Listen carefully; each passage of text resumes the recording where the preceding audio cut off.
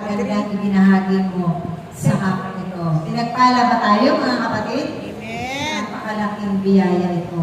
Na ito rin ang nararapat hangarin ng bawat isa sa atin. Dahil dito tayo mapapabuti. Ito yung biyaya at mga himala ng Diyos. Yung kanyang salita na magbibigay bagong buhay sa bawat isa sa atin. Kaya panaligan natin at panampalatayanan natin na may Diyos na tutulong, bubuhos ng mga biyaya at grasya. Kailanman hindi niya tayo pababayaan. Huwag tayo umasa sa ating kapwa dahil nawawala ating kapwa.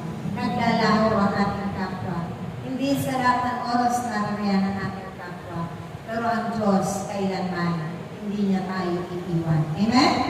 Dahil sa ating pag-ibig at pagpapahalaga sa lahat ng kanyang mga mahalagang ipinag-uutos, eto tayo, may buhay pa, may kalakasan. Nagaganap pa natin yung mga tungkulin natin ng naayon sa kalooban ng Diyos na may kalakip na pag-ibig at pagtutulungan sa isa't isa.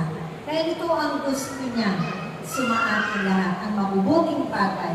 Kaya tinuturo ng salita niya ang lahat-lahat sa atin para nang sa ganun hindi tayo mapunta sa apoy ng impyerno. Kundi ang makamta natin ay kaligtasan.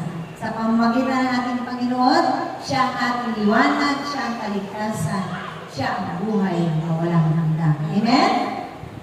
So tayo po ay dadako na sa joyful song.